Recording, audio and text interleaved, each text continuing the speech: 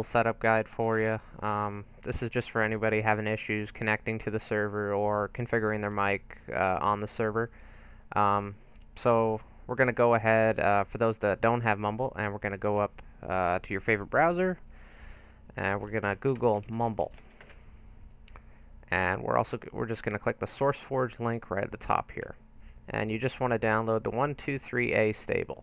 So we're going to click download, and now that will pop up. Also, if you do see the Platoon page here, there's a direct download link right in there, as well as the IP and port number.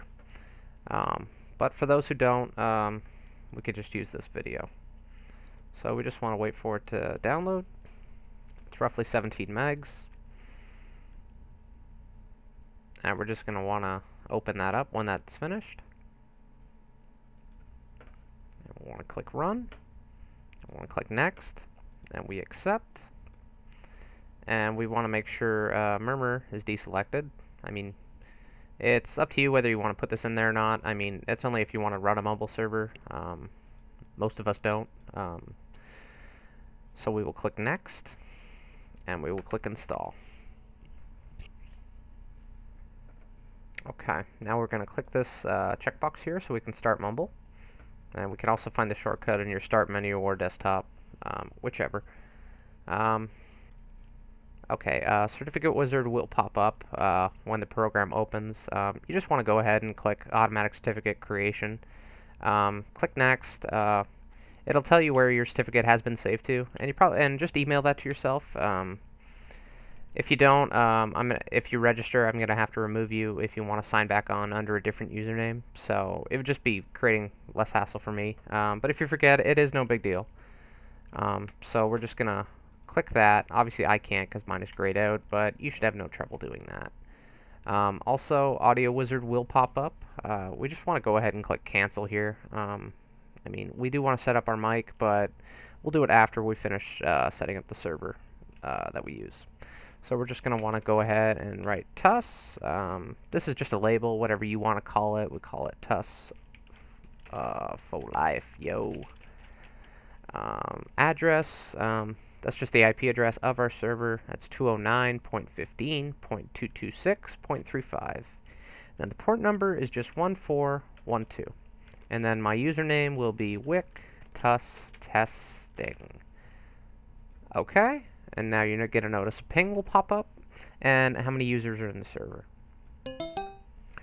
Now, when you come into the server, you might not be able to hear anything or talk to anyone. Obviously, that's because your mic is not set up yet. There will generally be one person in the server, and that's just the jukebox. If we ever want to play music, that's what that comes through. So, if his lips are lit up, don't worry about it. Generally, if you see jukebox in the server, right now it says WickWire L, but generally it says jukebox. If you see that in the server, nobody is in the server. That's just, I left that on.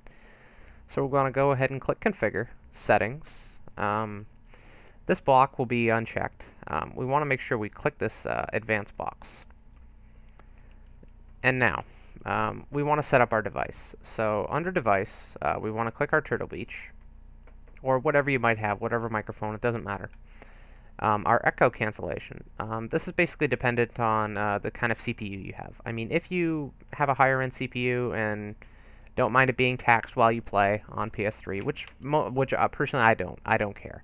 So I leave mine on multi-channel. But if you are multitasking, you know, while you're playing, you know, you might get slowdowns or things of that nature. So you could try it on mixed and you could try it on disabled. You know, ask people in the channel how it sounds, and we'll be sure to tell you. So for now, I'm just going to leave mine on multi-channel though. Transmit, we do want voice activity. Continuous, I mean, it just continues transmitting. It's kind of, I mean, we use it for the jukebox, but obviously you don't want to hear continually people breathing and stuff, so we leave that off. And push to talk, we're on PS3, not on PC, so we can't use that function really well. So we're just going to leave it on voice activity. Now voice hold, we just want to put this on 0.50. Right there. That's pretty straightforward. Now the interpretational values that we need to enter are solely dependent on you next. The speech below and the speech above Now, if I'm a high talker, um, then I want my speech below to be higher, just so Mumble isn't transmitting when I'm not talking. That's the goal. We want, when we're idle, when we're not talking, you're gonna see, like, I'm gonna turn on my microphone right now, and you're gonna see I'm not talking, and the red's gonna light up.